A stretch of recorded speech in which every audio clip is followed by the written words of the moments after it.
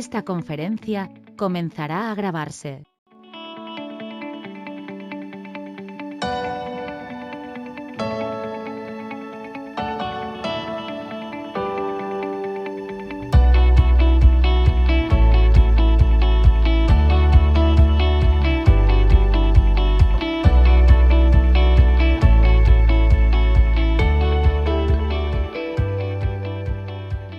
Muy buena tarde a todos. La Unión Nacional de Constructores Electromecánicos y su Sistema Nacional de Capacitación les damos la bienvenida a esta conferencia técnica Métodos de Mitigación de Arco Eléctrico, presentada por ABB, socio consejero del modelo de certificación empresarial UNCE, la cual será impartida por el ingeniero Óscar Alvarado, a quien agradecemos por acompañarnos. Antes de dar inicio, solicitamos a nuestros participantes que mantengan sus cámaras y micrófonos desactivados para hacer eficiente el desarrollo y la transmisión de esta sesión.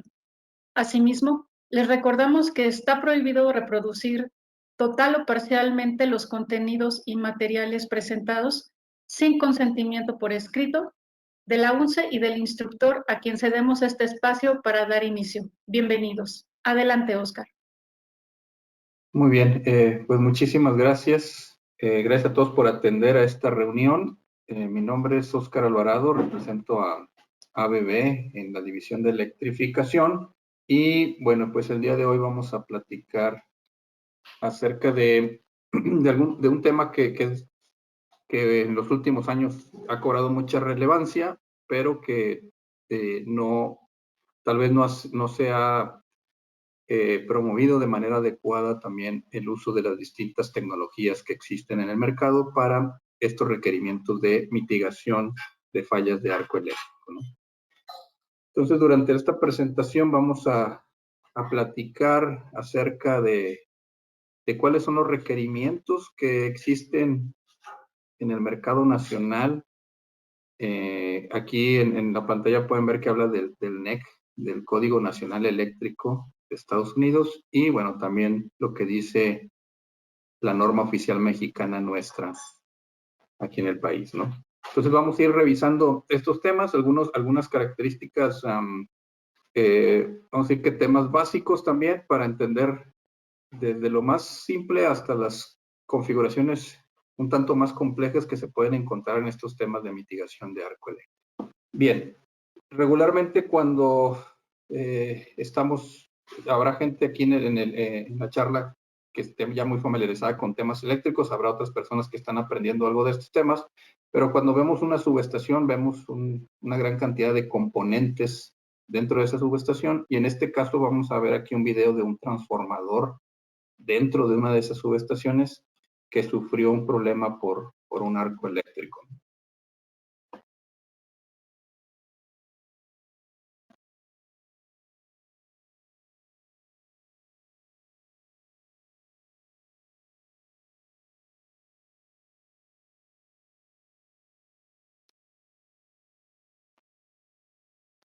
Entonces, como podemos ver en este video, las fallas debidas o provocadas por la presencia de un arco eléctrico, pues pueden provocar grandes catástrofes dentro de las instalaciones donde tenemos todos estos dispositivos eléctricos, ¿no? Entonces, por eso que cobra importancia el poder contar con soluciones o tecnologías que puedan reducir o identificar de una manera rápida este tipo de fallas. Entonces, dentro de lo que vamos a estar viendo es algunos conceptos básicos, cuáles son las causas de los arcos eléctricos, qué lesiones y daños pueden ocasionar.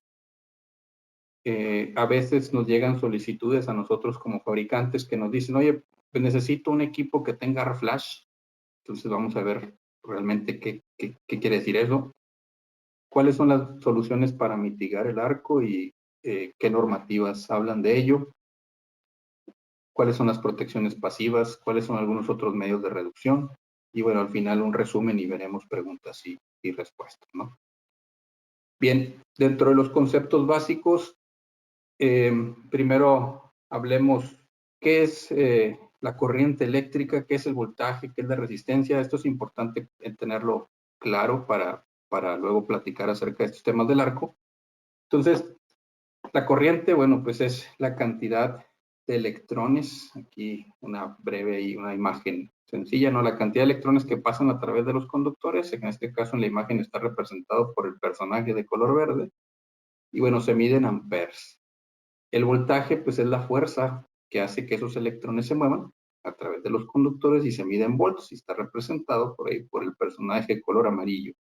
Y bueno, la resistencia es la oposición al paso de esa corriente, se mide en ohms y representado por este personaje de color rojo que vemos ahí en la imagen. Y al final el trabajo en conjunto del voltaje y de la corriente nos lleva también a obtener lo que conocemos como potencia eléctrica.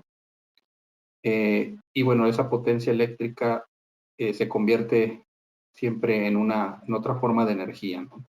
Se puede medir en watts, en caballos de potencia, en kVAs, en kVARs, y bueno, ¿dónde lo vemos?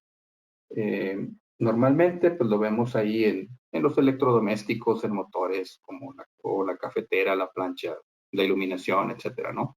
Lo vemos reflejada esa potencia en esa forma de energía. Las fallas principales que podemos encontrar y con las que normalmente estamos familiarizados, bueno, de acuerdo a la norma oficial mexicana de instalaciones, menciona principalmente dos. Una es la sobrecarga y el otro la sobrecorriente.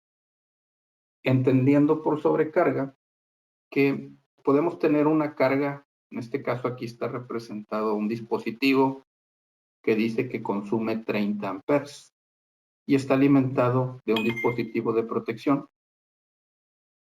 que su capacidad máxima es de 20. Entonces, cuando sucede este tema, que el dispositivo que estamos teniendo como carga demanda mayor corriente que la máxima que puede conducir el dispositivo de protección, estamos en un momento de sobrecarga y por lo tanto, en este caso, estamos representando un interruptor.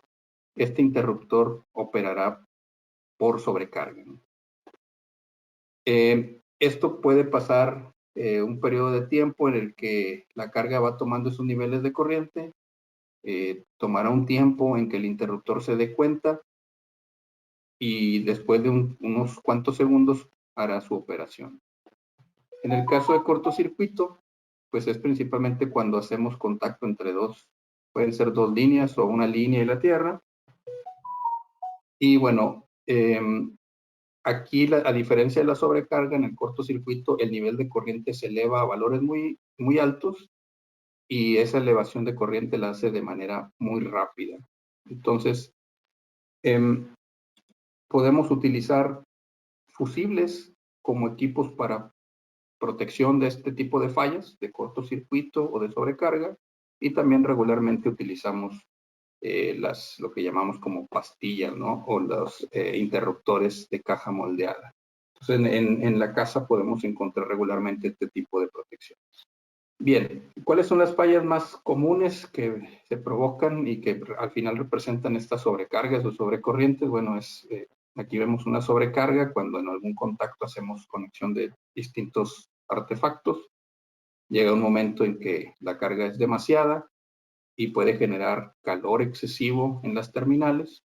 Si la protección, el fusible o la pastilla esta que hablábamos hace un rato, tiene la capacidad suficiente de conducir la corriente, pero aquí se genera una alta temperatura, puede ser que la pastilla ni siquiera vea que hay una falla y se pueden provocar incendios. En el caso de cortocircuito, como les decía, la conexión entre dos conductores de manera directa generará una elevación rápida de la corriente. Y bueno, la otra falla que no muy comúnmente analizamos es la falla de arco, ¿no? Si se fijan acá en la sobrecarga, principalmente estamos hablando de que nos va a pegar la temperatura. Aquí en el cortocircuito la corriente sube muy rápido, pero acá en la falla de arco se pueden generar corrientes muy pequeñas.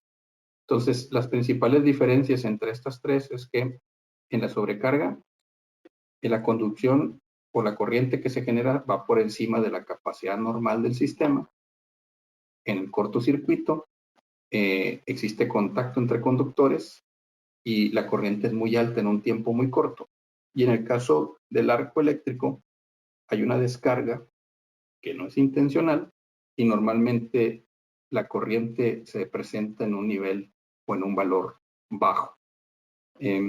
Entonces, a veces es difícil poder identificar las fallas de arco, que si no se detectan de manera adecuada, al final se van a convertir, se pueden llegar a convertir en un cortocircuito.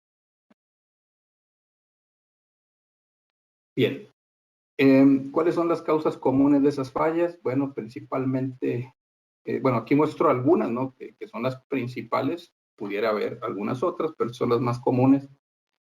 Error humano, que dejamos alguna herramienta por ahí o que obviamente sin desear hacerlo, llegamos a hacer contacto con alguna de las partes vivas del equipo, alguna falla mecánica, ya sea que los componentes ya estén desgastados o que no hayan sido instalados de manera adecuada, que los trabajos de manufactura no hayan sido adecuados y venga un error desde la fábrica, alguna contaminación dentro del equipo y que no se haga el mantenimiento adecuado, o incluso el ingreso de roedores dentro de los equipos, ¿no? También es común que ellos entren en contacto entre las partes vivas y se generen estos arcos eléctricos, ¿no? ¿Cuáles podrían ser las lesiones que pudieran presentarse? Bueno, hay lesiones que se pueden dar por medio de contacto directo con una falla. Aquí vamos a hablar primero de las fallas a tierra, que también tienen que ver con este tema. Entonces, puede ser que haya un contacto directo y al final, bueno, pues lo que va a representar va a ser una descarga para la persona, ¿no? ¿Cuál pudiera ser el daño? Bueno, dependiendo del nivel de esa descarga, pues el daño a las personas puede también ser variable, ¿no? Puede pasar, un ejemplo, cuando hacemos contacto con una secadora, con una lavadora que no está bien conectada a tierra, o cuando estamos haciendo un cambio de algún contacto, cuando estamos haciendo cambio a lo mejor de un foco y no quitamos la energía eléctrica, entonces siempre existirá ese riesgo, ¿no? Ese es contacto directo, que entramos de manera directa, tocamos alguna de las partes vivas en el circuito eléctrico. También puede ser por contacto indirecto, que más bien haya una descarga de parte de unas líneas a la carcasa de algún dispositivo y nosotros hagamos el contacto con ese dispositivo y suframos también una descarga, ¿no? Entonces mencionaba hace rato ahí una lavadora, secadora, a la carcasa de un motor. Entonces hay distintos dispositivos que pueden también presentar este tipo de daños o de lesiones a las personas. ¿Cuáles son los efectos de la corriente en el cuerpo humano? Bueno, está aquí marcado como 4 zonas, cambiando dependiendo del nivel de corriente que se presente. Zona 1, no hay efectos. Zona 2, no hay. Entonces, si hay un efecto, sientes una descarga, pero no hay daños. En la 3 ya hay contracción muscular, dificultad respiratoria, y en la 4 ya genera hasta un paro cardiorrespiratorio y quemaduras, ¿no? Entonces, esa gráfica es la que está acá. Estamos hablando acá, 0.5 miliamperes. Apenas ahí empezaríamos a percibir o tener una ligera percepción y estaríamos en la zona 1. Ya hasta los 30 miliamperes estaríamos hablando de que entre los 0.5 y los 30 sentiríamos un cierto malestar. De los 30 en adelante ya entraríamos a la zona 3 y eso, bueno, pues también depende del tiempo que estemos expuestos a esa descarga eléctrica, ¿no? Y van a existir ya contracciones musculares. Y bueno, en la zona 4, como les decía, arriba de los 500 miliamperes, estamos hablando de que ya es una zona muy riesgosa donde pueden haber efectos irreversibles. En media tensión también podemos encontrar fallas. Probablemente también estos videos ya los han visto, ya sea en otra presentación que di yo o por ahí en las redes. Vamos a ponerle aquí play a estos videos. Es unas personas que están trabajando con un equipo de media tensión y están haciendo la operación de insertar el interruptor con la puerta abierta. Y bueno, debido a alguna posible falla en el equipo, se presenta un arco eléctrico, ¿no? Entonces viene una explosión. Como les decía, la falla de arco, bueno, pues es una descarga entre contactos, pero cuando se empieza a hacer más cercano el contacto entre los terminales y se rompe la rigidez dieléctrica del aire, pues se convierte al final casi en un cortocircuito sólido, ¿no? Y llega a tener niveles de corriente muy altos. En el del lado izquierdo que acabamos de ver, pareciera ser que fue más un tema de que el equipo tenía algún problema. Obviamente la operación de un equipo de esos con la puerta abierta siempre será riesgoso. Entonces en la actualidad es más común que se utilicen interruptores con operación, inserción, extracción con la puerta cerrada. Y del lado derecho, bueno, también hay unas personas ahí trabajando, pero aquí pareciera más tema de que, bueno, hay mucha gente trabajando ahí en una sección y están trabajando en equipo energizado, ¿no? Entonces eso también es un riesgo muy alto, ¿no? Y ahí podemos ver que se presenta también una explosión. Entonces, no solamente es la descarga eléctrica, sino que también existe esa elevación de temperatura, el fuego, el impacto por la onda de choque que se puede manifestar durante una falla. Y eso, bueno, puede aturdir a las personas que estén frente a esa falla, ¿no? Entonces, cuando hablamos de una falla de arco, se puede conocer así como, aquí lo indicamos en inglés, arc fault, o también se conoce como arc flash, como el destello del arco, ¿no? Pero se conoce como de esas dos maneras. Como les decía, es una descarga no intencional y es un nivel bajo de corriente regularmente, ¿no?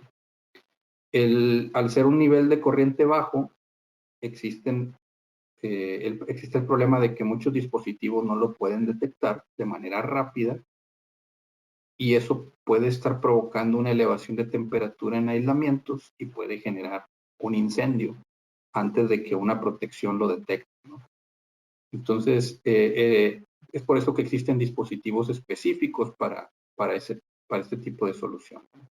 Entonces, si no se detecta esa falla de arco, provoca las fallas en los aislamientos por temperatura, se empiezan a romper los aislamientos y al final se convierte en un cortocircuito franco y viene una explosión que genera una gran cantidad de partículas como proyectiles y una elevada temperatura, una onda de choque y bueno, genera muchos daños a las personas que pudieran estar enfrente, ¿no?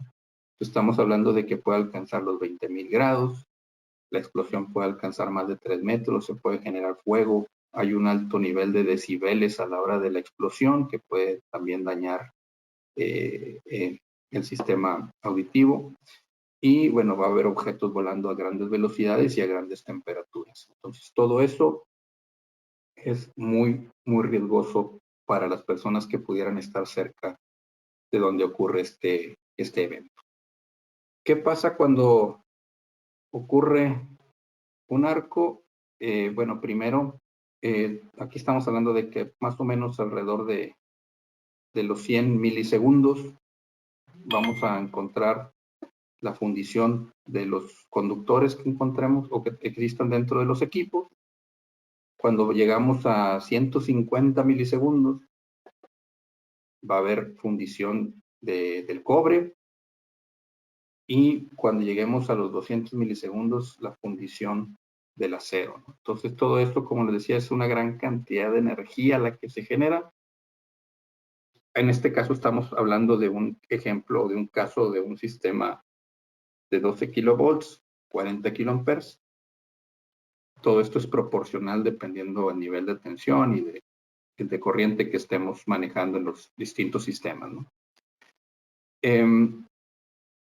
Las lesiones, bueno, pues como decía, descarga eléctrica, pérdida del oído, quemadura, ceguera, lesión pulmonar.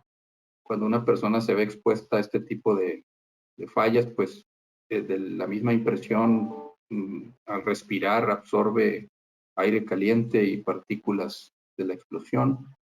La misma onda de choque le puede provocar daños internos también. Entonces, es un evento muy, muy desagradable y muy riesgoso. En el tema de los decibeles hablábamos que alcanzaba cerca de los 120 decibeles, entonces ya es una sensación dolorosa. Entonces es algo bastante fuerte, bastante severo. Esto es para las personas, ¿no? Pero también esa misma falla, pues al final también genera daños en las propiedades y en las instalaciones donde se presenta. Y bueno, en la presencia de esa falla lo que va a generar es que haya o existan paros inesperados, paros de producción, pérdidas en esa producción, y habrá que realizar tal vez la sustitución o la reparación en el mejor de los casos, y en el peor de los casos la sustitución completa de equipos que se hayan visto involucrados en este tipo de eventos. Puede generar incendios y no solamente dañar los equipos, sino la instalación completa, y al final, bueno, todo va a impactar en temas de que perdemos mucho tiempo, perdemos la producción y por lo tanto se pierde dinero, ¿no? La pérdida de energía o de operaciones, pues ya no es aceptable en el mercado, entonces es por eso que es importante que se consideren distintas tecnologías para poder mantener una operación lo más continua posible. Bien, cuando un cliente o ustedes mismos están pensando en una solución que dicen, yo necesito un equipo que me dé protección Arc Flash, ¿no? Eso para los fabricantes es muy abierto. Existen muchas soluciones que se pueden aplicar y se pudiera ofrecer una que sea la más simple, pero tal vez eso no es lo que el usuario está esperando. Entonces, dependiendo de la aplicación, dependiendo de lo que el usuario esté buscando, dependiendo de cómo vamos a operar los distintos dispositivos eléctricos, existen distintas soluciones tecnológicas para poder seleccionar dentro de un portafolio muy amplio, ¿no? Entonces, siempre es importante preguntar cuál es la expectativa del usuario, ¿no?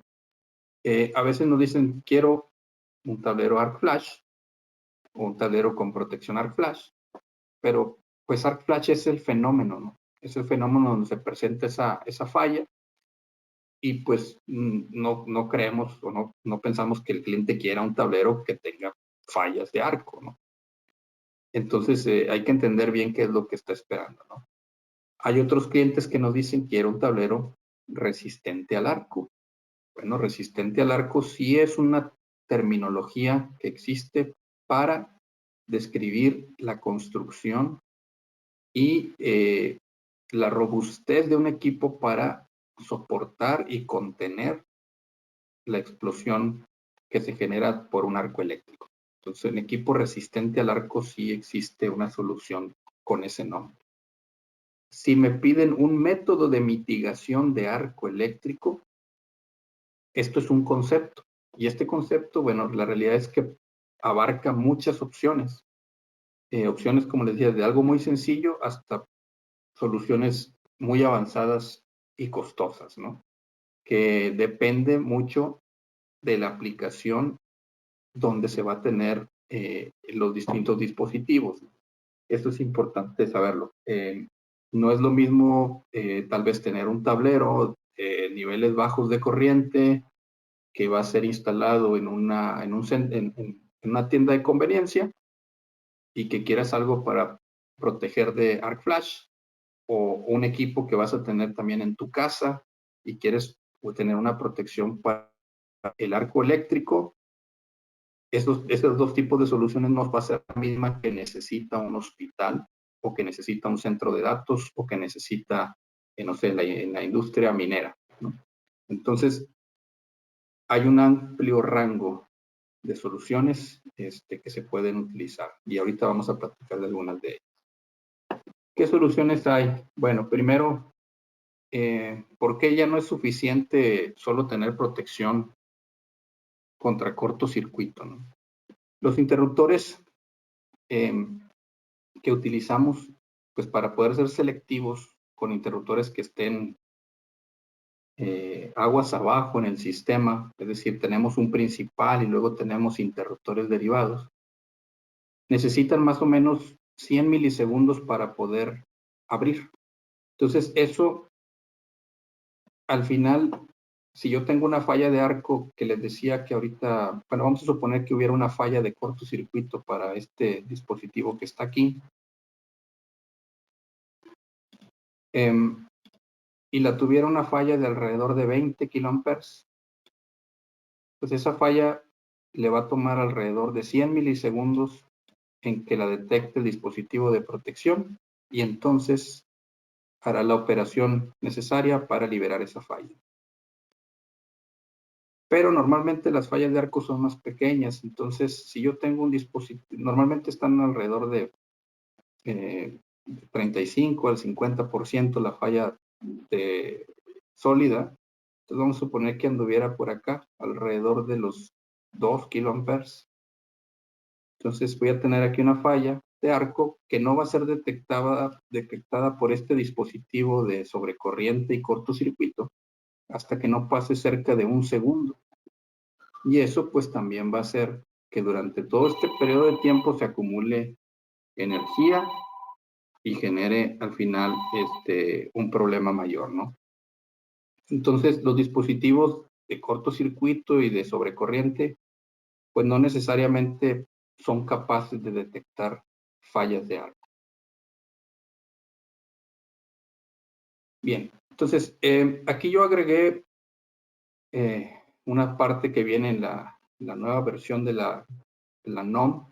Todavía no es liberada, pero también ya está en la NOM 2012 esta parte. Entonces,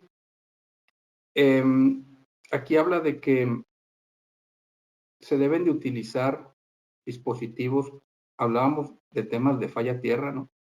Entonces aquí habla de dispositivos o circuitos de protección de falla tierra para ciertas áreas específicas, ¿no?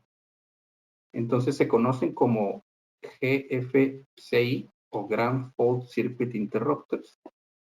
Y esos dispositivos de falla tierra, bueno, ya tenemos más o menos identificado todos dónde se deben de utilizar, ¿no? O sea, regularmente donde existe cierta presencia de humedad y en instalaciones donde tenemos 120 volts, 15 a 20 amperes, ¿no? Entonces aquí vemos listados como cuartos de baño, cocheras, cocinas, azoteas, etcétera, ¿no?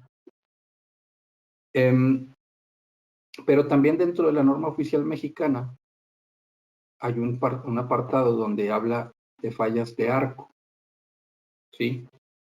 No es lo mismo una falla tierra a una falla de arco.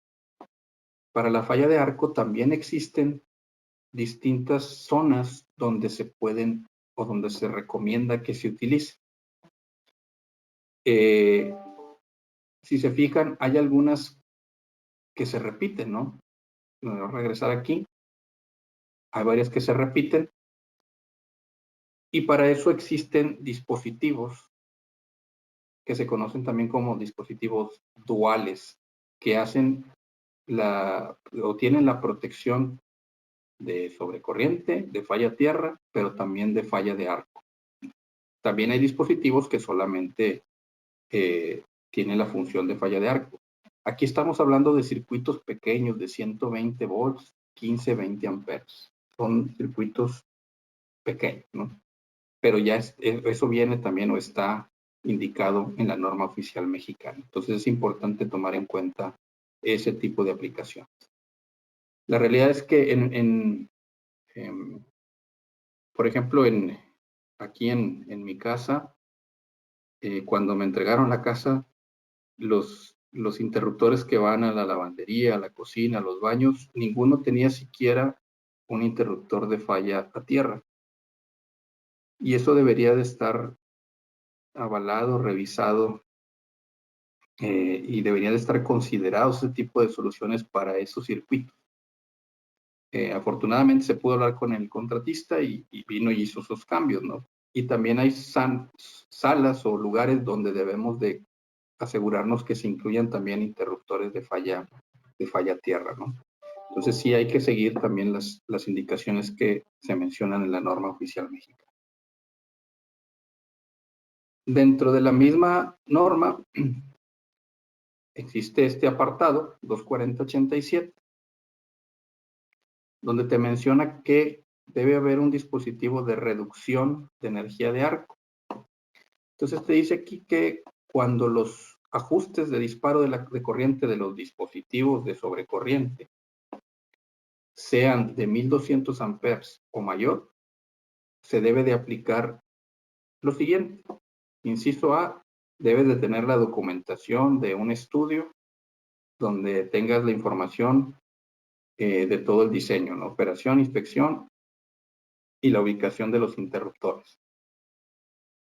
Y también tienes que tener, como inciso B, se debe proporcionar uno de los siguientes medios.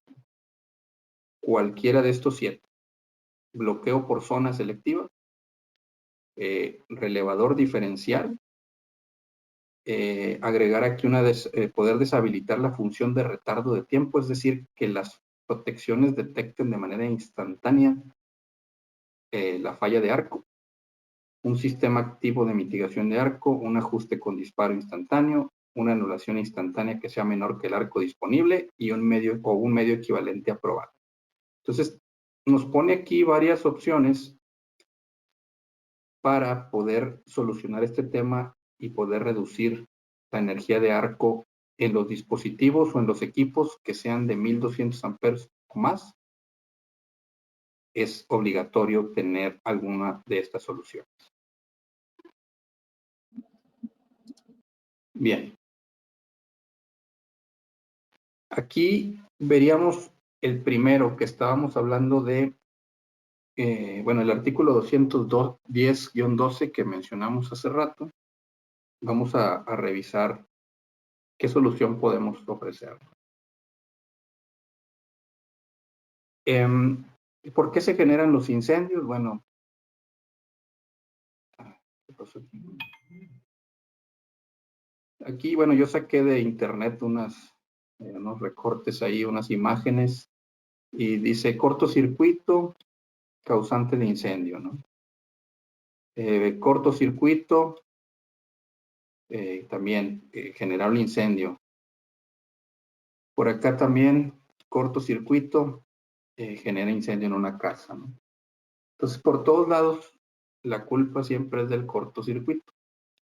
Eso es lo que siempre se sale en las noticias, ¿no? Pero la realidad es que muchas de las veces los problemas vienen antes de que se genere ese cortocircuito. Entonces, cuando hay una falla de arco, ¿qué es lo que sucede?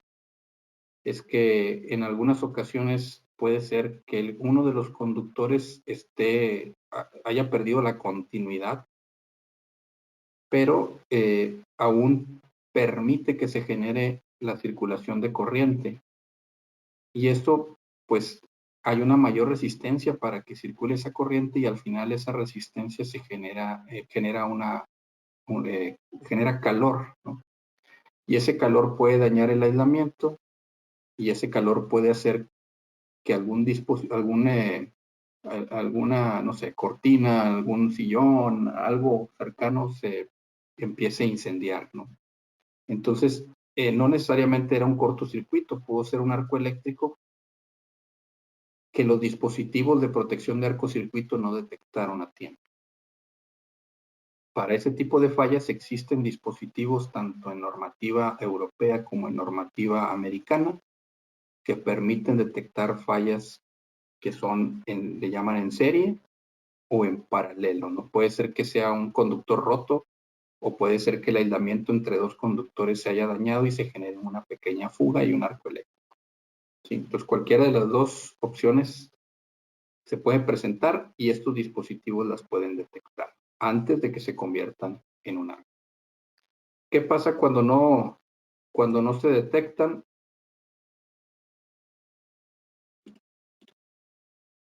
Es un video también de algo que es muy común, tener un pino de Navidad en diciembre. Y bueno, hubo una un problema. Se fijan, las luces siguen encendidas y ya el cuarto está totalmente en llamas, ¿no? Muchas veces sucede que en este caso del pino navideño, a veces las series que compramos empiezan a fallar y empezamos a buscarle el modo para que vuelvan a encender.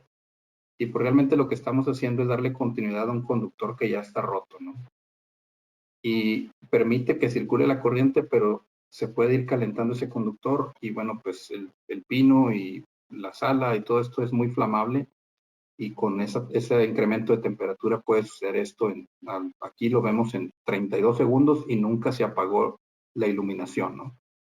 Eso quiere decir que el dispositivo que alimenta la iluminación y los contactos de esa vivienda nunca detectó que había una falla por cortocircuito, ¿no? Probablemente no tenía un dispositivo que detectara las fallas de arco.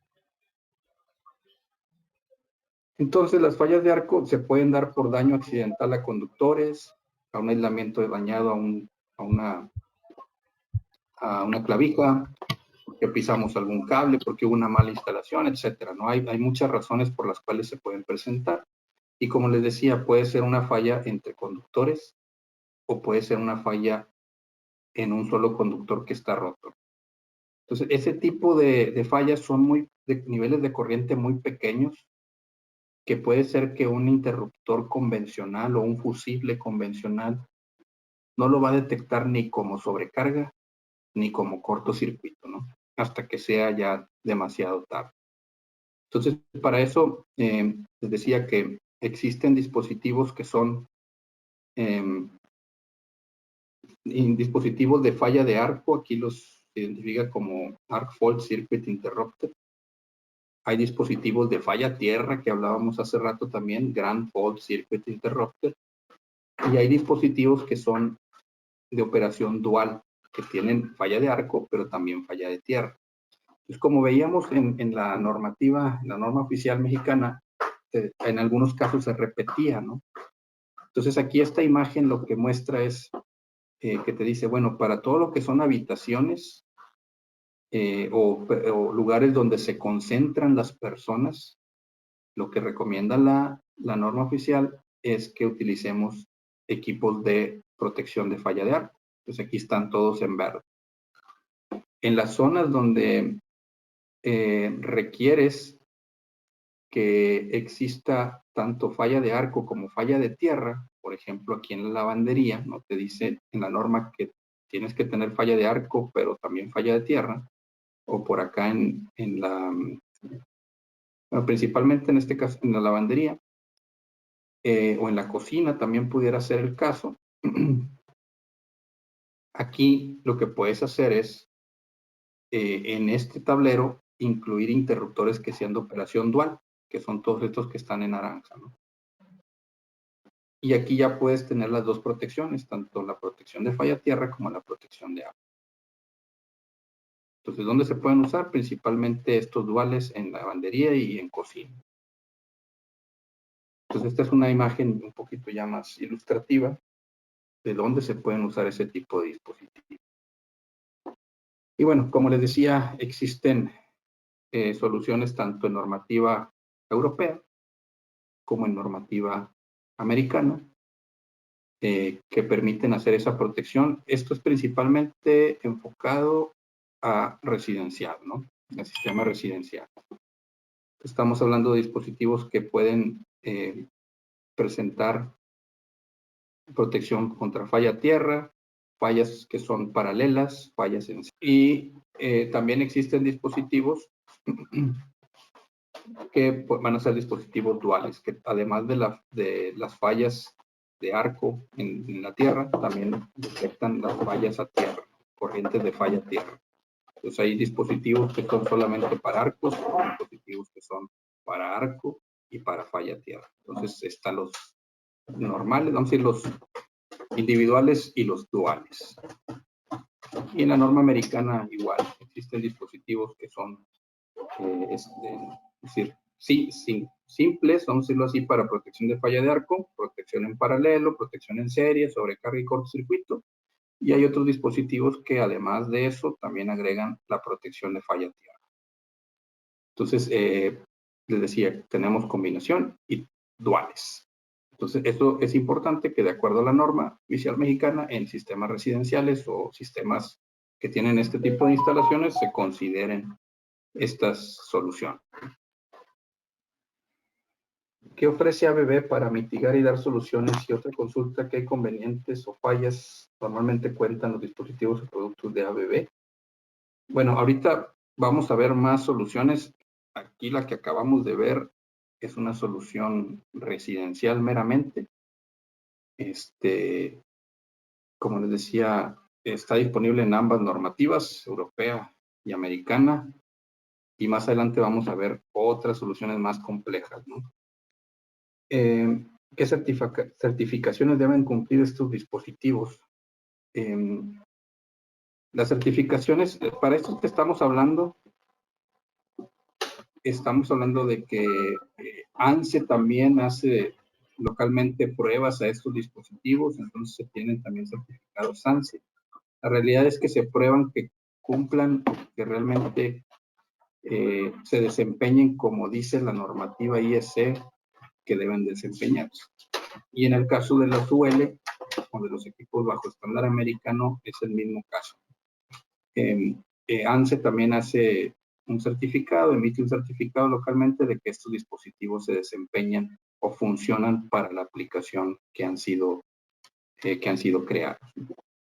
Bien, entonces esas eran soluciones residenciales.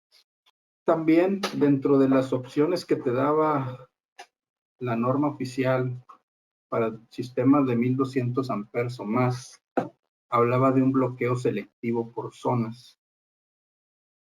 Esto regularmente se utiliza ya en aplicaciones de interruptores de mayor capacidad. Y lo que representa es que los interruptores deben de tener una cierta comunicación entre ellos, de tal manera que puedan ellos identificar dónde está presente la falla y a cuál de ellos le corresponde liberar la falla de manera instantánea. Si nosotros vemos, le voy a poner aquí un extracto del video, muy sencillo. Le voy a poner aquí pause.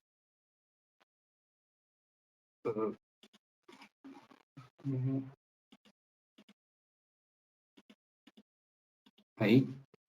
Aquí tenemos varios dispositivos que van en cascada, ¿no? O sea, tienes a lo mejor el interruptor principal y luego tienes un derivado y luego tienes otro dispositivo de desconexión y luego otro interruptor más aguas abajo. Entonces, si la falla es en este punto, lo que se supone que suceda es que el interruptor que está inmediatamente aguas arriba opere de manera inmediata, ¿no? Entonces, siempre lo que vamos a buscar es que si nosotros tenemos un nivel de falla representado por esta flecha aquí en rojo, y suponiendo que este dispositivo azul es el interruptor que está aquí más cercano, pues de manera instantánea, casi en un poquito arribita de 0.01 segundos, detecte la falla y la libere.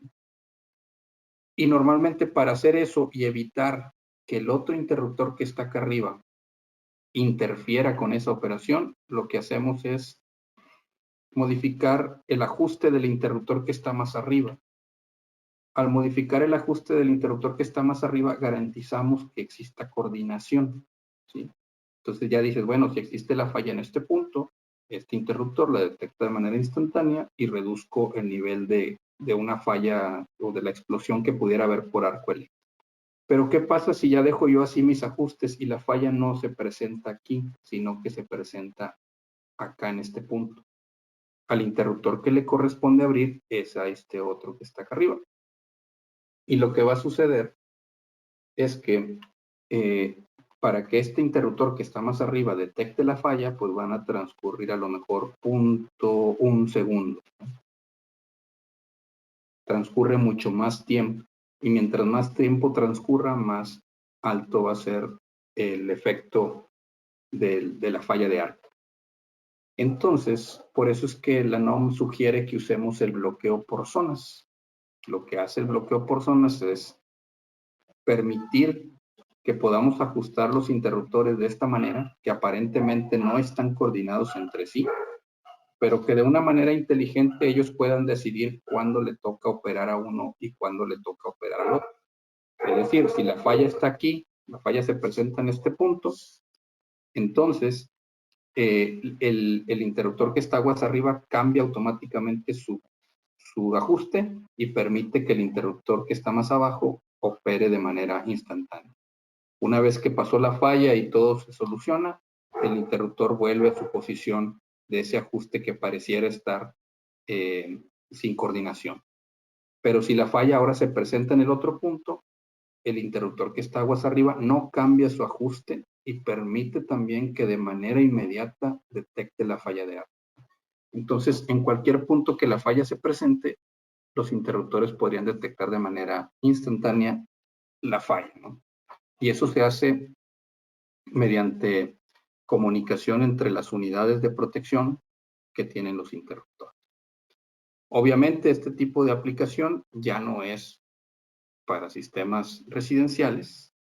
Ya hablamos que se utiliza regularmente en sistemas de construcción comercial, plazas comerciales, hospitales, centros de datos y ya hacia arriba, ¿no? Podemos hablar también de que en la industria se puede utilizar. En los software de cálculo que existen en el mercado, esas soluciones ya existen, ¿no? Los diseñadores que se encargan de hacer los cálculos de niveles de arc flash en cada bus del sistema eléctrico pueden hacer uso de esas soluciones que es el Zone Selective Interlock y aparecen esas opciones para instantáneo, para falla tierra, para también para tiempo corto. Y estas funciones de protección, como les decía, van integradas en las unidades de protección que están en los interruptores. Entonces, en los interruptores de ABB se puede encontrar ese tipo de aplicación y permite que también se reduzcan los niveles de falla de arco, ¿no? Otra solución que sugería la NOM era usar relevadores diferenciales. Entonces, para el uso de relevadores diferenciales, ¿por qué los quisiéramos usar o para qué nos servirían? Bueno, como su nombre lo dice, los relevadores diferenciales calculan o permiten calcular la diferencia entre la corriente que va a entrar a un circuito y la corriente que sale del mismo circuito. Entonces, por ejemplo, en este esquema que está aquí dibujado,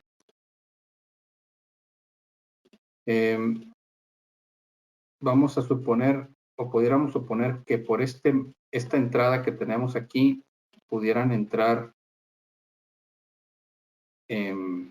bueno, más bien, perdón, al revés. Vamos a suponer que en las cargas que tenemos, sabemos que esta carga puede consumir tal vez, no sé, 100 amperes. El dispositivo 2, vamos a suponer que también son 100 amperes, igual para los de este lado. Tienen 100 amperes cada uno de consumo. Si este enlace que está aquí en medio está abierto, ¿cuántos amperes deberíamos de ver en este M1? Pues deberíamos de ver la suma de estos dos, ¿no? 200 amperes. ¿Qué pasa si aquí dentro, hacia el gabinete, se genera una falla en el aislamiento y se genera un arco eléctrico? Y que ese arco eléctrico a lo mejor vamos a poner un número así muy simple, que sean 5 amperes, vamos a decir, que representa el consumo de 5 amperes esta falla de arco. Si este interruptor que está acá arriba, vamos a suponer que fuera, no sé, de 300 amperes, porque así estuvo calculado, y aquí están pasando 200 más estos 5, realmente el equipo de protección va a estar viendo 205 amperes, pero si está ajustado para 300, pues no lo va a ver como una sobrecarga ni una amenaza, entonces no lo va a detectar como un problema. Hasta que esta falla de arco se haga una falla sólida hacia la carcasa o hacia alguna de las otras fases, esta corriente se va a incrementar de manera súbita y entonces este interruptor lo va a detectar como una falla de cortocircuito, pero para eso ya se va a haber generado una explosión aquí, ¿no? Y eso va a afectar las barras, el aislamiento, los interruptores, etc. Y si hubiera alguna persona cercana al dispositivo, pues también pudiera generarle lesiones. Entonces, un dispositivo diferencial lo que va a hacer es realmente monitorear cuánto sale por acá y cuánto está entrando aquí. Si él detecta que acá salen 200 amperes y aquí están entrando 205, para él eso es una diferencia. Obviamente nosotros tenemos que darle un rango de ajuste, pero para él sería eso una diferencia e inmediatamente manda a disparar el interruptor principal. No se espera a que se convierta en una falla de arco eléctrico, perdón, de cortocircuito, sino que con esa diferencia manda a operar de manera inmediata las protecciones. Entonces, así funciona un relevador diferencial. El tema es que esos relevadores diferenciales, pues regularmente se utilizan en las líneas de transmisión o se utilizan en subestaciones de media tensión, lo cual lo hace una solución un tanto costosa. Entonces, este tipo de aplicaciones normalmente se utiliza ya en la industria, en sistemas como este tipo, sistemas tipo switchgear, donde ya son capacidades de corriente bastante altas. Y bueno, en ese tipo de soluciones se puede incluir ya sea la protección diferencial o algunas otras como la protección por zonas también que mencionábamos hace un momento, ¿no? En este caso aquí la imagen es de un switchgear Intelisys, que también es una de las soluciones que ABB puede ofrecer, que ya incluye o que se puede configurar dentro del mismo dispositivo este tipo de protección. Si fuera algún otro tipo de equipo, un equipo de media tensión o algún otro tipo de tablero, también se puede implementar la protección por medio de diferencial, pero para eso hay que agregar algunos relevadores y transformadores de corriente adicionales para poder hacer el cálculo de esa diferencia de la corriente que entra contra la corriente que sale. Bien, esa es la parte de relevador diferencial. Ahora, también dentro de las recomendaciones de la NOM hablaba de un switch de mantenimiento con una indicación local de su operación. Esa es otra de las opciones más simples y a veces más, por ser más simple, obviamente es más económica, pero también tiene sus detalles, ¿no? Sus pros y sus contras, que por eso es importante que cada aplicación se analice detalladamente. Entonces, este switch de mantenimiento local o con indicación local de su operación, lo que hace principalmente es cuando nosotros tenemos dispositivos de protección, le tenemos que poner un ajuste, ¿no? Un ajuste de acuerdo al cálculo de cortocircuito. Entonces se pone un ajuste de tiempo largo, tiempo corto, el instantáneo y bueno, también el de falla tierra. Como hacemos ese ajuste, cuando se hace también los estudios, se puede hacer un estudio de arco eléctrico. Entonces puede resultar que el nivel de cortocircuito se encuentre por este nivel más o menos. Estamos hablando de cortocircuito. Entonces se ajusta el interruptor de tal manera que con la protección instantánea, cuando exista un cortocircuito, una corriente alta, de manera súbita, el interruptor pueda liberar esa falla de manera inmediata, casi instantánea.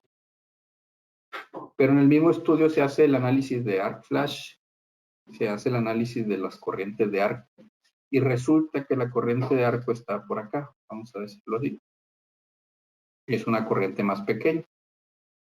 Entonces, si yo dejo mi interruptor con este ajuste estándar, que ya calculé para cortocircuito, pero en el sistema se presenta un problema de arco eléctrico, ese ajuste no lo va a detectar hasta que pase un cierto tiempo y yo cruce la curva de ese interruptor y tal vez ya pasaron 10, 12, 15 segundos con la presencia de esa falla y la falla se va a hacer muy grande.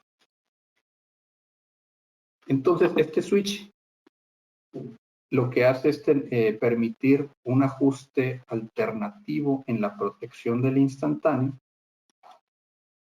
de tal manera que cuando se va a hacer un mantenimiento al equipo o cuando se va a trabajar cerca de ese tablero que tiene estos componentes, la persona que va a hacer el servicio se acerque y active esta protección, de tal manera que lo que va a hacer es cambiar el ajuste estándar que se tenía a un ajuste alterno temporal que permita que si existiera una falla de arco en el momento en que la persona está trabajando cerca del equipo, este interruptor la detecte y la libere de manera instantánea. Para eso sirve este dispositivo. En el caso de las soluciones de ABB, esa aplicación se conoce como RELT. Ahorita vemos qué es eso del RELT. Y es un ajuste alternativo. Una vez que la persona termina de hacer su trabajo cerca del equipo, desactiva este switch, ¿no? Y debe de tener esa luz de indicación de que está activado, ¿no? También lo indica la norma. También ha habido casos donde el usuario dice, pero es que yo no quiero depender de que la persona lo desactive una vez que terminó, porque ¿qué pasa si se le olvida? ¿Qué pasa si se le olvida? Pudiera ser que este ajuste más bajo estuviera interfiriendo con el ajuste de una protección que pudiera estar más abajo en el sistema eléctrico, ¿no? Y que si la falla le correspondía a este otro interruptor que está más abajo, el interruptor principal dispara.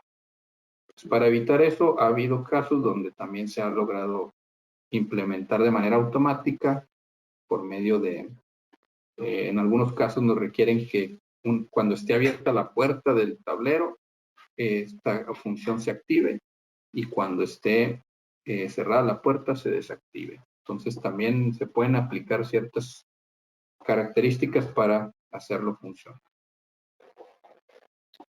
Entonces así luce más o menos ese switch. Esta es una de las unidades de uno de los interruptores de ABB. En las distintas unidades se puede implementar este tipo de dispositivo. Tiene su posición de encendido, normal y de prueba. Y bueno, ese switch al final activa la función de protección y cambia el ajuste al ajuste alterno que mencionaba. RELT viene de Reduce Energy Let Through, es decir, una energía reducida que el equipo permite pasar a través de él. Y bueno, es un término de G, ABB, con el cual se identifica este tipo de protección. Regularmente, ¿dónde se pone? Bueno, se pone en el interruptor principal. Y si tú quieres trabajar acá en la parte de todo lo que es la distribución, activas la función y aquí trabajas de una manera segura. Una vez que terminas, desactivas y ya queda otra vez protegido con los ajustes estándar. Entonces puede ser cualquier tipo de interruptor, PowerRate 2, Emax, IntelliGuard, Tmax y Spectra. Cualquiera de ellos se puede colocar este tipo de protección. De igual manera, si así se requiriera, se puede también colocar varios interruptores de estos en un tablero principal, varios interruptores electromagnéticos y cada uno con su función RELT para proteger los tableros que estén más aguas abajo en el sistema eléctrico.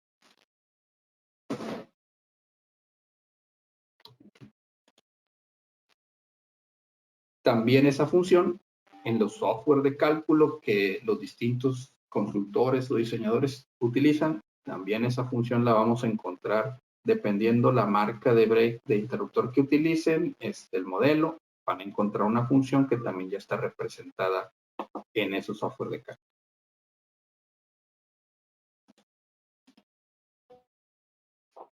Muy bien. Voy a hacer aquí otra pausa para ver si hay aquí alguna otra pregunta. En media tensión, ¿cómo se mitiga el arco y qué soluciones ofrece ABB? Ahorita lo vamos a ver. Ahorita hablan aquí temas de media tensión. Vamos para allá. Entonces, estas funciones que hablábamos ahorita del RELT, de la protección por zonas, regularmente se utilizan en sistemas de baja tensión. También se pueden aplicar en los relevadores de media tensión, pero no es tan común. Se pudiera también aplicar, pero no es tan común que lo tengamos. Para media tensión hay algunas otras soluciones más comunes. Entonces, primero veamos este dispositivo que se le conoce así como UFE, o UFES, más bien, y viene de su nombre de Ultra Fast Earthing Switch. Como su nombre lo dice, es un switch de conexión a tierra que es ultra rápido. Entonces, este dispositivo lo que hace es que básicamente aterriza, para decirlo así de una manera muy ruda, aterriza las tres fases a tierra. Muchos van a decir, oye, pero ¿cómo te atreves a hacer eso? No, porque vas a generar un cortocircuito muy alto. Pero bueno, es parte de la forma en la que opera y ahorita lo vamos a platicar, ¿no? Este dispositivo requiere de detección de arco mediante sensores de luz. Y este dispositivo permite que una falla de arco se detecte y se libere en 4 milisegundos. Cuando hablábamos hace rato de la detección por medio de la selección por zonas, cuando hablábamos de la detección por medio de la función RELT, lo que hacíamos es que lo detectara de manera instantánea el interruptor. Entonces, el interruptor la va a detectar prácticamente en 0.01 segundos, pero para que se libere la falla, van a pasar el tiempo que tarda en abrir los contactos del interruptor. Entonces, un interruptor de caja moldeada puede tardar 25 milisegundos, un interruptor electromagnético de caja aislada o de potencia puede tardar cerca de 50 milisegundos. Entonces estaríamos hablando de 26 milisegundos o de 51 milisegundos que tardaríamos en eliminar una falla con una protección RELT o con una protección por zonas. Y eso aplicaría para cualquier fabricante, porque depende de la operación o el tiempo de apertura del interruptor. En este caso, con estos switches ultra rápidos, no dependemos de la velocidad de apertura del interruptor. Dependemos directamente de la velocidad de apertura de este dispositivo. Y obviamente el tiempo que va a detectar, que tarda en que el relevador detecte y le manda la señal a este dispositivo. Pero prácticamente estamos hablando de 4 milisegundos, comparado contra las otras aplicaciones que decíamos que le toma 25 a 50 milisegundos. Entonces, en este tipo de soluciones el tiempo lo es todo, ¿no? Mientras más rápido las liberes, menor va a ser la afectación a los dispositivos. Entonces, ¿cómo funciona esto? Bueno, lleva estos dispositivos que vimos en dos slides anteriores, se colocan dentro del tablero o en un gabinete, se conectan el switch a las fases del dispositivo y se conecta a tierra, ¿no? Este dispositivo está normalmente abierto. Cuando existe un problema y existe una falla en el dispositivo, pues vamos a detectar por medio de transformadores de corriente que exista una variación en la corriente estándar del tablero o del equipo. También vamos a confirmar, una vez que vimos que sí hay corriente, confirmar también que hay un destello dentro del equipo. Lo mandamos aquí a una unidad de detección y posteriormente entonces mandamos el disparo tanto a los UFES como mandamos también el disparo al interruptor que tenemos acá cerrado. Cuando mandamos esta parte es opcional, pero pues regularmente también se hace siempre mandar ese disparo en ambos sentidos. Entonces, el arco se extingue porque cuando se genera el cierre de este switch ultra rápido, las tres fases se ponen a tierra y se genera una menor impedancia a la que normalmente o a la que estaba existente en este punto inicial donde se había hecho la falla. Entonces, ¿qué hace la corriente? Bueno, va a buscar irse por el camino más rápido o más fácil a tierra. Entonces, lo que hace es que en lugar de mantenerse en ese punto, se va por acá, pasa a través de UFES y llega a tierra. Esto pasa en los 4 milisegundos. Después de ese tiempo, de los 4 milisegundos, el interruptor que está acá arriba sigue trabajando en su apertura. Y una vez pasado su tiempo estándar de apertura, que vamos a hablar a lo mejor de 60 milisegundos, 70 milisegundos, en lo que le llega la información del relevador, en lo que reacciona, en lo que sus ajustes lo permiten, entonces ya va a abrir. Pero para ese tiempo la falla ya fue drenada a tierra. Entonces existen esos dispositivos que van acá, les decía, detectan la corriente, detectan la iluminación, el destello, y una vez que detectan que esas dos condiciones están presentes, de acuerdo a ajustes que se le colocan a estos dispositivos, se envía el disparo tanto al dispositivo UFES como al desconectador o al interruptor principal que se tenga en el sistema.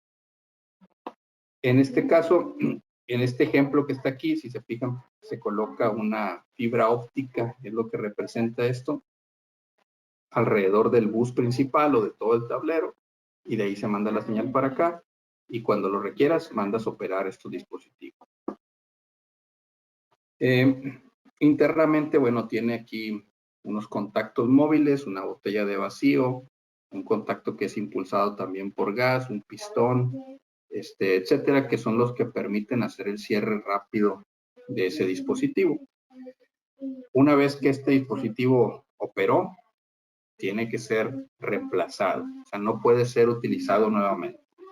Entonces eso también es importante tenerlo en mente.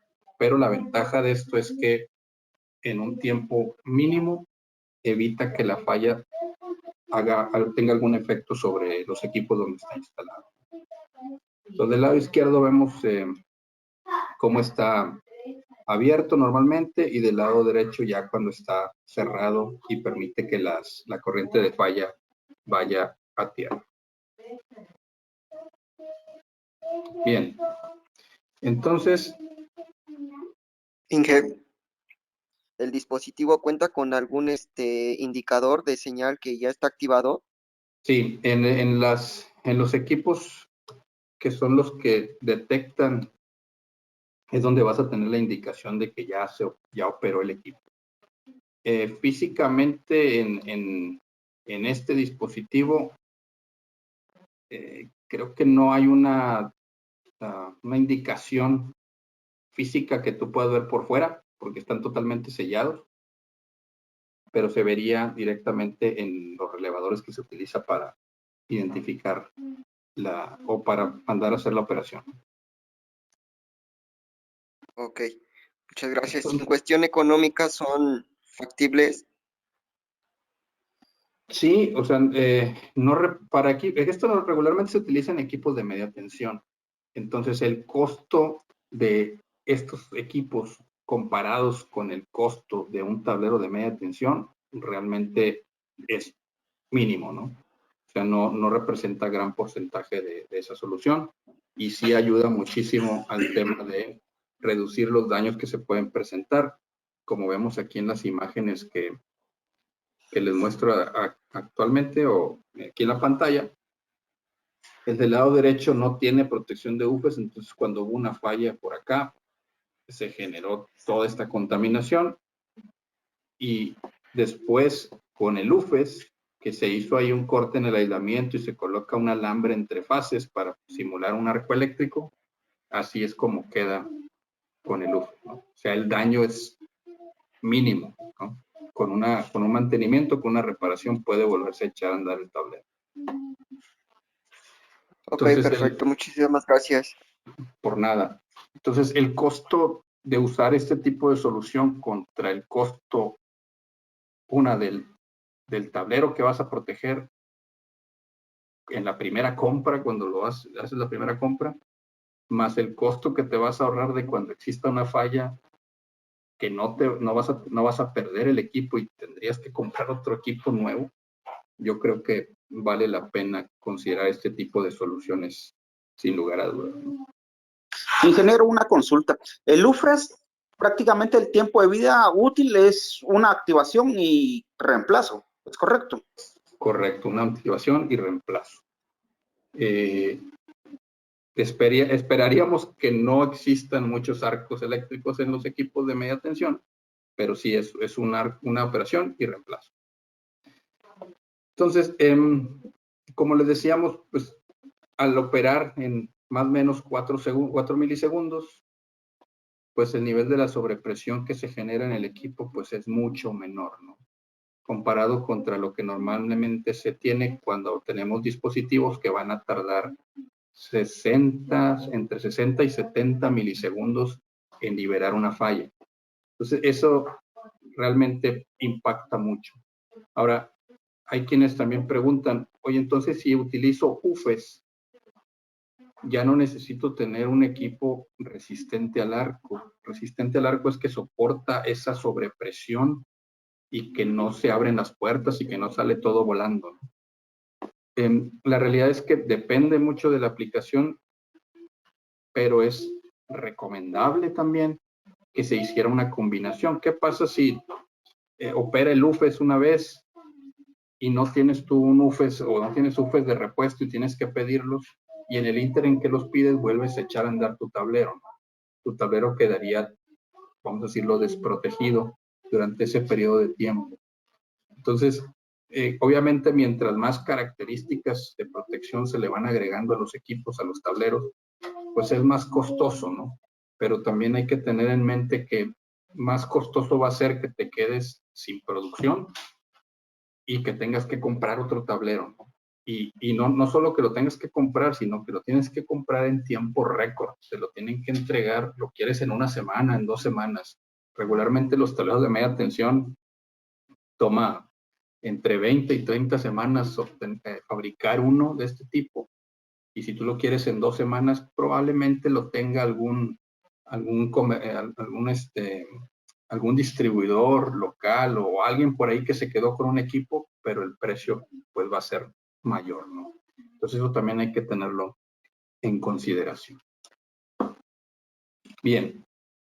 Normalmente decía, pues puede ser que el equipo vaya instalado dentro de un tablero ya como tal, o puede ser que el equipo se instale como retrofit en instalaciones existentes. También se puede montar en alguno de los tableros que ya se tengan en algún sitio. Puede ser, como lo veíamos en el dibujo anterior, como sea la caja, un tipo interruptor o montaje extraíble, o pueden ir dentro también del gabinete del tablero, ¿no? Entonces puede ser montado de diferentes maneras. Inclusive dentro de los mismos transformadores se pudieran colocar también estos dispositivos. Bien, entonces esto principalmente aplica para media tensión.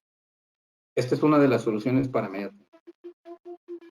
Por ahí también la norma hablaba de ajustes de disparo instantáneo que sean menores a la corriente de arco, o anulación instantánea que sea menor que la corriente de arco. Es decir, que haya una detección de manera instantánea cuando se presenta un arco. Y esto es algo muy parecido a lo que vimos con las otras funciones de protección. Pero también en los dispositivos de baja tensión, termomagnéticos y electromagnéticos, existe la posibilidad de poder hacer una coordinación selectiva con interruptores que se les conoce como limitadores. Normalmente en el mercado también muchos diseñadores utilizan fusibles limitadores, ¿no? ¿Por qué? Bueno, pues porque teóricamente un fusible es mucho más rápido que un interruptor. Si lo pido al limitador, abre en 8 milisegundos. Cuando un interruptor de estos de caja moldeada regularmente abre en 25 milisegundos.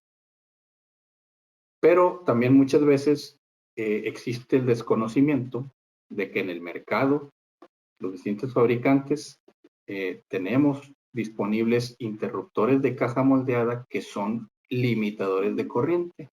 Y esa versión de interruptores lo que hace es que en lugar de abrir en 25 milisegundos, también abren en 8 milisegundos.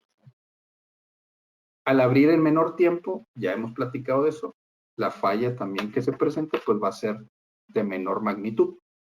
Entonces, existen unidades de protección que permiten hacer esa combinación o esa comunicación o coordinación selectiva entre interruptores electromagnéticos de operación convencional, es decir, que les toma alrededor de 50 milisegundos abrir sus contactos, pero que trabajen en conjunto con interruptores de caja moldeada, que aquí sí existen limitadores de corriente y que operan en 8 milisegundos. Entonces, ¿qué hace un limitador de corriente? Opera en 8 milisegundos y en lugar de permitir que a través del interruptor, cuando hay una falla, pasen una gran cantidad de amperes y se genere mucha energía, limita el nivel de cortocircuito debido a su rápida operación. Entonces, cuando hablamos de interruptores y que detectan la falla en baja tensión de manera instantánea, vamos a decir que ya hicimos el cálculo del cortocircuito, ya se hizo el cálculo de arc flash, de los niveles de arco que van a ver ahí, y entonces se seleccionan los ajustes necesarios para que los interruptores, cualquiera que sea su tipo, detecten también el arco, ya sea considerando la protección por zonas que vimos antes o la protección REL que también vimos antes. Entonces vamos a suponer que ya ajustamos para que de manera instantánea detecten la falla. Si usáramos interruptores de caja moldeada, que sean interruptores limitadores de corriente, la apertura de estos interruptores sería en 8 milisegundos, es decir, que detectarían el arco y en 8 milisegundos rápido libero la falla. Eso me va a dar alrededor de 1.2 calorías por centímetro cuadrado, lo cual es un nivel de riesgo de arco bajo. Si usamos interruptores estándar de caja moldeada, pero que abren en 25 milisegundos, o sea, que son los estándar, pues el nivel de calorías estaríamos hablando de 4 calorías por centímetro cuadrado aproximadamente. Y si hablamos de interruptores de caja aislada o de potencia, que son los electromagnéticos, su mecanismo más o menos tomaría alrededor de 50 milisegundos y eso representaría alrededor de 8 calorías por centímetro cuadrado. En todos estos casos estamos hablando de baja tensión y como pueden ver, el usar también interruptores limitadores de corriente puede ayudar a bajar mucho el nivel de calorías por centímetro cuadrado. Mientras más calorías existan, mayor va a ser el daño a los equipos, mayor va a ser la magnitud de la explosión y mayor va a ser el costo de reparación. Probablemente un interruptor limitador de corriente sea más costoso, pero no va a ser más costoso que reparar todo el tablero en caso de la presencia de una falla, ¿no? ¿Qué tanto más costoso? Bueno, eso depende de la capacidad.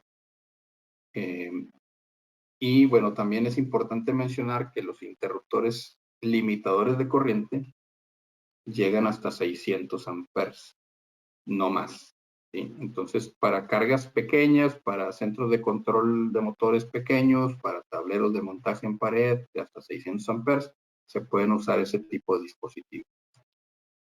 Entonces, en todos los fabricantes tenemos tablas de selección. Entonces, dentro de las soluciones de ABB también hay unas tablas de selección para determinar ¿dónde nos conviene utilizar interruptores limitadores de corriente en combinación con interruptores electromagnéticos y que siempre exista coordinación selectiva entre ellos? Coordinación selectiva en la parte instantánea. Es decir, que podamos empalmar las curvas de protección y que no vayan a interferir entre ellos a la hora de operar. Entonces hay unas tablas que te dicen que si tú utilizas un interruptor, por ejemplo, en este caso, un T-Max XT4 de 250 amperes, le tienes que poner a la protección que yo tengo aguas arriba, que puede ser un Spectra o puede ser un interruptor WavePro, un PowerBreak 2 o un IntelliGuard o un IMAX. Yo le tengo que poner al menos un ajuste en la protección del instantáneo. En este caso dice aquí de 9610 amperes. Si yo le pongo ese ajuste a mi interruptor aguas arriba y aguas abajo tengo este otro interruptor, nunca va a haber una interferencia en la operación, siempre van a ser selectivos. Entonces, existen estas tablas para lograr esa selectividad y esa protección de arco usando la combinación de interruptores electromagnéticos e interruptores de caja moldeada. Hay otra por ahí solución que no es, vamos a decir que luego no es muy bien vista, pero que está disponible y que no es usada regularmente, ¿no? Pero existen interruptores que pueden ser a lo mejor tú haces tu cálculo de la corriente que necesitas conducir. Resulta que tu cálculo te dice que debes de conducir 1000, o no sé, 900 amperes, 800 amperes. Haces tu cálculo de cuál es el interruptor que te puede dar la protección que necesitas y resulta que era uno de 1200. Pero hay interruptores que les puedes poner ajustes un poco menores a 1200. Por ejemplo, este caso ahí dice 1175, ¿no? Entonces, ya no llegaste a 1200 y si te apegas a la normativa, como no es de 1200, no necesitas agregar los dispositivos de arco eléctrico, ¿no? Pero la realidad es que el marco del interruptor es de 1200. Entonces, en cualquier momento alguien puede llegar, quitar este ajuste, ponerle uno de 1200 y operarlo como 1200. Entonces, lo recomendable siempre será que se utilice alguna de estas soluciones. Pero sí da a pie la normativa a que se presten este tipo de situaciones. Otra de las soluciones que tiene también ABB son los relevadores de arc flash. Tal vez la familia de los relevadores de ABB en México no es tan conocida, pero es una familia muy fuerte y que tiene muchas aplicaciones y muchas soluciones disponibles, ¿no? Entre ellas, una de las que más comúnmente se utiliza en media tensión e incluso en algunas aplicaciones en baja tensión, es que los usuarios buscan un relevador que permita detectar las fallas de arco eléctrico mediante sensores de luz y confirmarlos también por incremento de corriente. Entonces, dentro de la familia de relevadores que tiene ABB, hay un relevador que estoy mostrando ahorita aquí en la pantalla, que son de los relevadores Relion, así se conocen, o ese es el modelo, que permite tener todas las funciones de protección de sobrecorriente, cortocircuito, pérdida de tensión, comunicaciones, etcétera, etcétera, y adicionalmente también se le pueden poner sensores de corriente, ¿no? y de luz. Entonces, dentro del mismo relevador cuenta con un dispositivo que permite hacer esa protección. Utiliza sensores, son sensores puntuales, o también se puede utilizar, ¿cómo se llama? Fibra óptica también. Entonces, mismos sensores y fibra óptica que se utilizan en otros relevadores que también tenemos y más adelante vamos a revisar. Y dentro del mismo relevador se tienen esas funciones, decía, las de protección convencional más las protecciones de arco. ¿Cuál es el tiempo, se fijan, aquí estamos hablando de 12 milisegundos cuando tenemos confirmación entre corriente y luz, 10 milisegundos cuando es solo corriente. Pero esto de aquí todavía tenemos que agregarle el tiempo de operación del interruptor. Sí, ya lo hemos platicado en otros slides, que también el tiempo de interrupción del dispositivo de protección interviene. Entonces serían estos 10 o estos 12 más el tiempo que le toma el interruptor, y vamos a estar hablando alrededor de 60 milisegundos, también 70 milisegundos. Perdón. Entonces, aunque sí es funcional y sí detecta y permite operar, nuevamente volvemos a que el tema del UFES permite operar mucho más rápido, ¿no? En 4 milisegundos totales. Entonces, eso también es importante tenerlo siempre presente. Este relevador que estábamos viendo ahorita, Relion, regularmente se usa en media tensión. Lo que les decía, lleva una gran cantidad de protecciones, las distintas protecciones que requiere el usuario de sobrevoltaje, bajo voltaje, corriente inversa, etcétera, etcétera. Y aparte lo del arco. Y regularmente se usa en media tensión. Para la parte de baja tensión, hay otra solución. También se pudiera usar en media también. Pero esta solución no cuenta con todas las otras protecciones que decíamos, ¿no? De sobrecorriente, cortocircuito, todo lo demás que un relevador, del relevador anterior que platicamos. Este está enfocado al tema de arco eléctrico nada más. Y regularmente lo usamos en baja tensión. Entonces, este puede tener varios sensores conectados dentro del mismo dispositivo. Se llama TVOC o TVOC 2. Y aquí, bueno, viene una animación de qué es lo que hace ese TVOC. Déjenme nada más aquí regresar. Sin el TVOC, ¿cómo más o menos se vería una falla eléctrica? Obviamente esto es en cámara lenta, pero lo que representa aquí es la cantidad de energía que se genera al momento de la falla sin el TVOC en un sistema en baja tensión. Y con el sistema TVOC, igual en baja tensión, ya operando, si se fijan, la magnitud de la falla es mucho menor. Es porque permite detectar la falla de una manera más rápida. Entonces, la cantidad de energía que se genera durante esa falla es mucho menor. ¿Cómo funciona o cómo se instala más o menos dentro de un tablero o de un equipo? Se monta ese equipo, se detecta la falla a través del sensor de luz y se manda la señal de operación al interruptor. Entonces, en lugar de esperar hasta que se convierta en un cortocircuito grave, con la intensidad de luz, podemos detectarlo mediante este dispositivo y hacer que el interruptor libere la falla de una manera rápida. Esos sensores pueden ir ubicados en distintas posiciones del equipo. El sensor detecta la señal se envía también después de este equipo, se manda al interruptor para que desconecte la fuente de alimentación, y eso lo hace en menos de 1 milisegundo, la detección y el envío de la señal. Hay que sumarle a eso la operación del interruptor, ¿sí? Estaríamos hablando de que si mandamos operar un interruptor electromagnético que tarda 50 milisegundos, estaríamos hablando de 51 milisegundos, más o menos. Tiene disponibilidad para conectar hasta 30 dispositivos, sensores.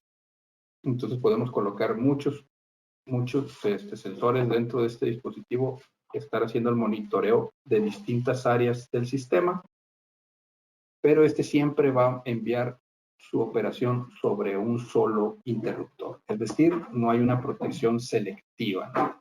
Ya sea que la falla fue acá en la última sección, vamos a mandar a abrir el principal. Si la falla fue aquí, vamos a mandar a abrir el principal. Siempre operaría de esa manera. Hay aplicaciones donde eso es válido y eso funciona perfectamente para el usuario. Ahora bien, Si el usuario dice, no, yo quiero que sea selectivo, bueno, hay otras opciones que se conoce como REA, Sistema de Protección contra Arco. Tanto el Relion como el que vimos anteriormente, como el TBOC que vimos antes de esto también, su operación estándar es que operen sobre un solo dispositivo. Con este sistema REA, que se puede combinar con el UFES, con el Relion, se puede también tener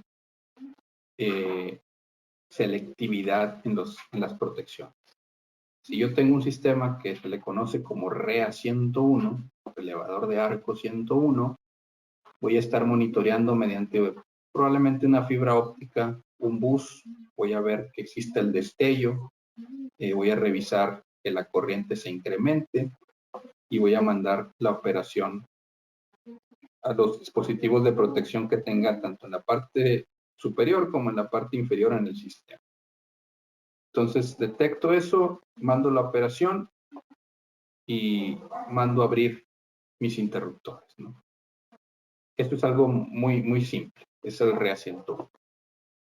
Luego puedo hacer combinaciones donde también yo tenga la fibra óptica monitoreando un bus, que es prácticamente lo que vimos anteriormente, pero adicionalmente yo le puedo conectar aquí otro dispositivo que puedo agregarle otra fibra que esté monitoreando otro bus. Y le mando la señal al mismo dispositivo central para que detecte la falla en cualquiera de sus puntos y mande a operar los interruptores correspondientes. De igual manera, manda a operar estos dos con las dos salidas que tiene. Entonces, esa es una opción usando el REA 103. Pero a veces eso no es suficiente y necesitamos que sea selectivo, es decir, que si la falla fue en un bus distinto, pues solamente se opere el interruptor correspondiente a ese bus distinto, ¿no? Y para eso nos sirve este dispositivo que es el REA 105. Ese nos permite tener monitoreo de un bus totalmente independiente y con ese mismo dispositivo podemos mandar a operar el circuito o el interruptor que protege ese bus y dejar que los otros dos interruptores se mantengan operando y sigan alimentando alguna otra carga que tengan en el sistema. Entonces, para eso hay que hacer combinaciones entre distintos dispositivos para poder lograr esa selectividad buscada.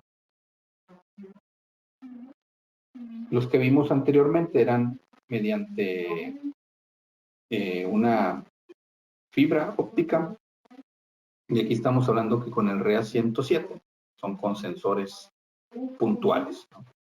Que también se pueden colocar y comunicar con el dispositivo principal, que siempre será el REA 101.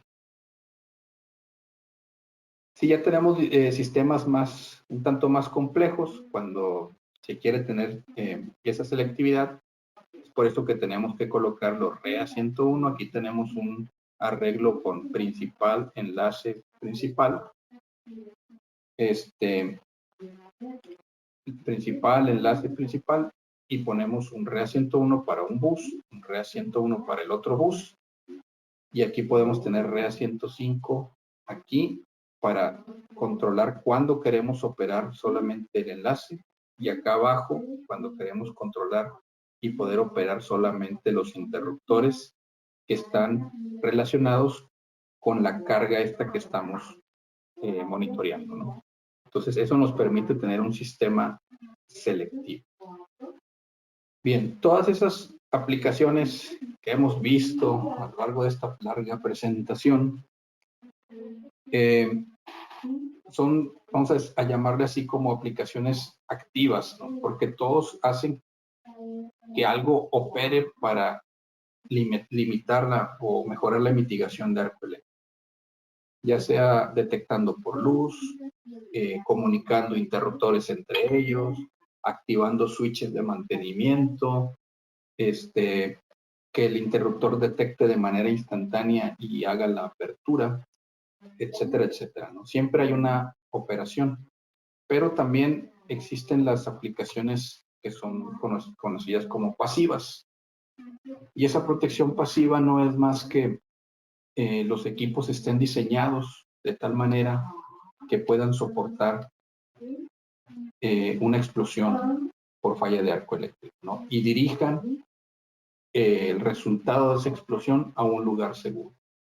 ¿Cuál es la ventaja de utilizar esto tanto en equipos de baja tensión como en equipos de media tensión? Bueno, que durante el evento de arco la ventaja es que los gases se van a un lugar donde no le representen daño a las personas o a la instalación a través de un ducto que conduce los gases calientes, las partículas que se ven expulsadas hacia un lugar seguro. La desventaja es que durante ese evento de arco, como las puertas están cerradas, pues la clasificación de resistencia al arco es con puertas cerradas. Si las puertas están abiertas al momento de una falla, pues realmente no va a proteger. Y bueno, si las puertas están cerradas, la falla se contiene, pero se contamina todo el interior del tablero. Entonces, los tiempos de reparación y de poder volverlo a poner en marcha,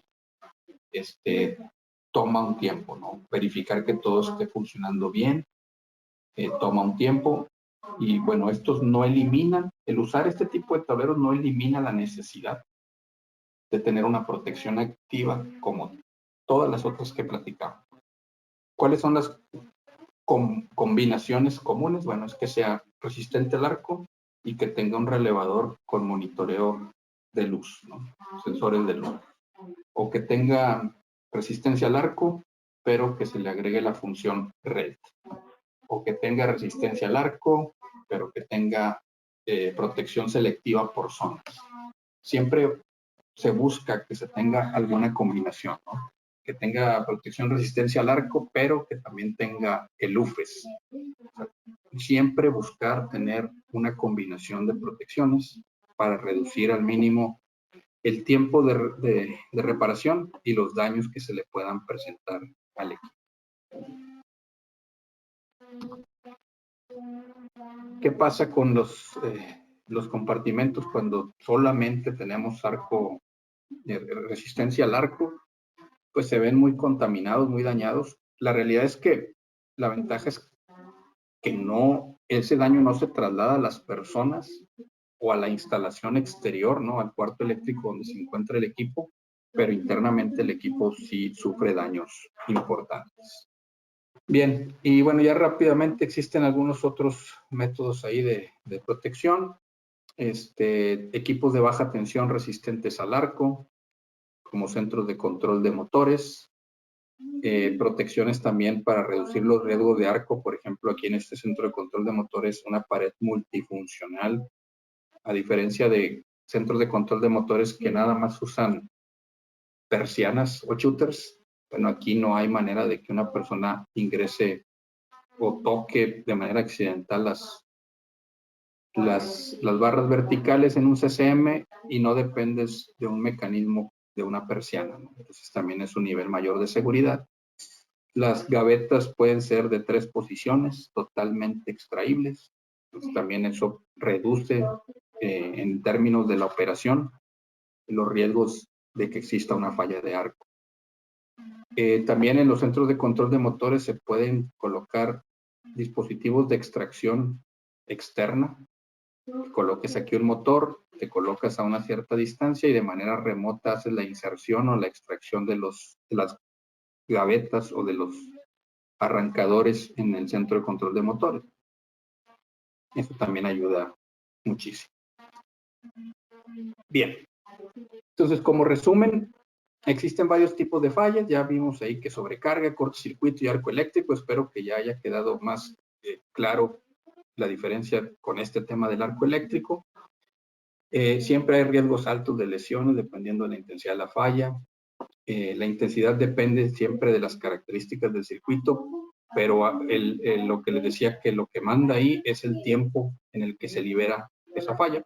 Mientras más tiempo, más intensa la falla y mayores los daños. Y bueno, las pérdidas en equipos y tiempos de producción, eso es lo que más impacta cuando se presenta este tipo de problemas. Existen muchas tecnologías, con una presentación bastante extensa. Los que están aquí todavía conectados, muchas gracias por por mantenerse ahí. Pero hay aplicaciones que son solo para residencial y otras que pueden compartirse entre comerciales e industriales. La capacitación siempre es importante de cómo operar de manera adecuada los distintos equipos. Y bueno, hay que seguir las recomendaciones de las normativas, tanto locales como internacionales, para reducir los riesgos. Siempre es muy recomendable trabajar en los equipos sin energía, es decir, que los equipos no tengan energía, o eliminemos todas las fuentes de voltaje para trabajar de una manera más segura. Y bueno, como vimos dentro de la presentación, en ABB se cuenta con muchas soluciones, tanto para residencial como construcción industrial y en segmentos en la parte industrial, ¿no? Recordar siempre que a partir de 1200 amperes es necesario utilizar alguno de los métodos que aquí estuvimos revisando. Bien, me voy a regresar a las preguntas. Nos quedamos acá como que en media tensión, cómo se mitiga el arco y qué soluciones ofrece ABB. Bueno, ya platicamos los relevadores de detección de arco eléctrico, el UFES y la resistencia pasiva, ¿no? O la protección pasiva mediante resistencia al arco.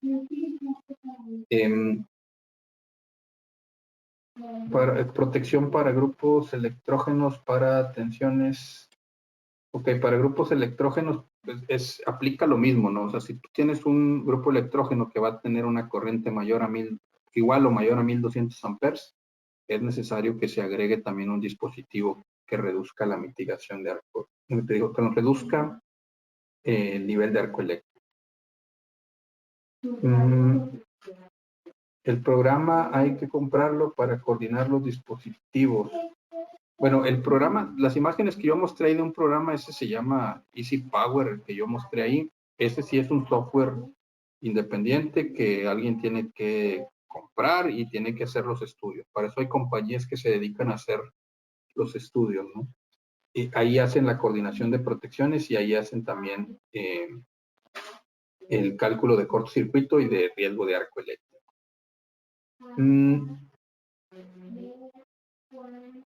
Dice, cuando tengo un relevador con sensor de luz y abro la tapa de tablero para mantenimiento, ¿puede operar la protección de forma errónea? Bueno, depende la solución que tengas. En las que platicamos acá, normalmente lo que se hace es tener un sensor de luz, pero también una confirmación por incremento de corriente.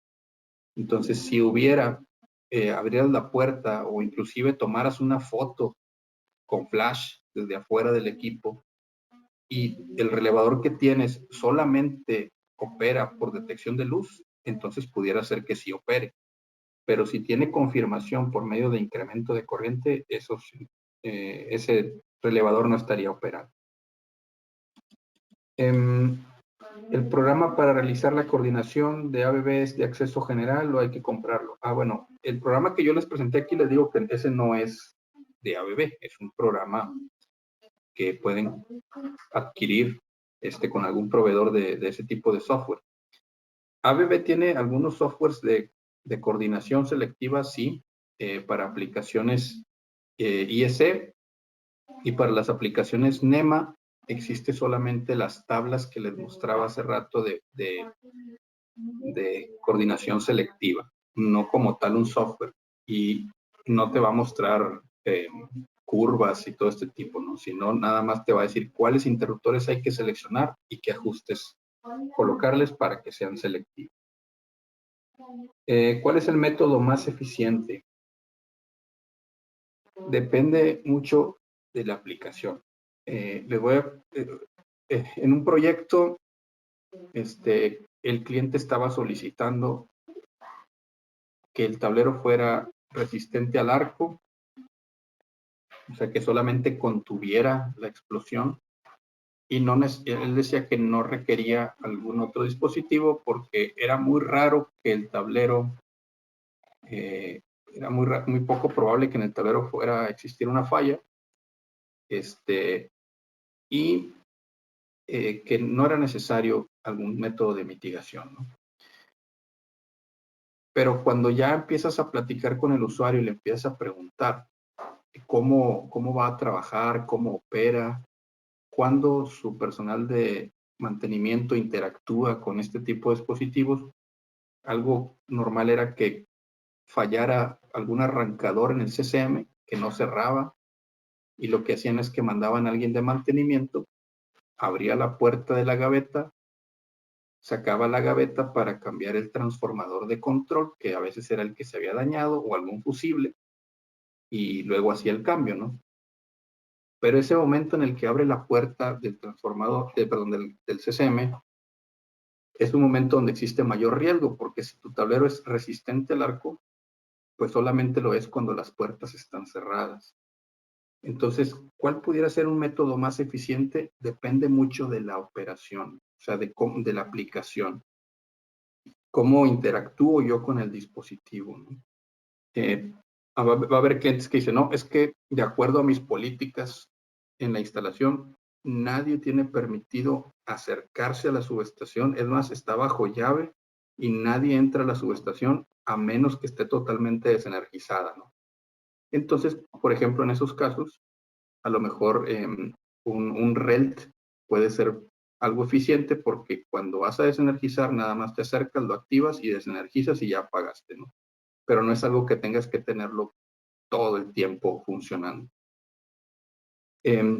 Depende mucho de todo eso. Entonces nosotros, en el caso en mi equipo en ABB, o mi función en ABB, es la de operar para ustedes como un asesor o como un consultor, y platicar con cada uno de ustedes y revisar cada aplicación, ¿no? Y ver qué tipo de industria es, o si es residencial, cada cuánto le haces mantenimiento, quién le hace el mantenimiento, desenergizas o no desenergizas, etcétera. Ir viendo todas las características para entonces poder decirte lo que te conviene utilizar, o lo más eficiente para esta aplicación sería esta solución. Muy bien. Aquí algunos me preguntaban de la presentación, sí se la puedo compartir. Nada más, si me mandan un correo, por favor, y yo se las puedo hacer llegar. Yo creo, Magali, esas son todas las preguntas. No sé si hay alguna más por ahí. No, en realidad... Hola, buenas. Yo tengo una consulta. Buenas tardes. Sí, diga. Sí, quería consultarle en qué medida la norma IEC 62271-200 de fabricación de celdas de media tensión obliga a los fabricantes a utilizar estos dispositivos de protección contra arco, protección instantánea. Bien. Bueno, esa normativa... Sí. Sí, esa normativa pues, es para equipos de media tensión, y dentro de esa normativa vamos a decir que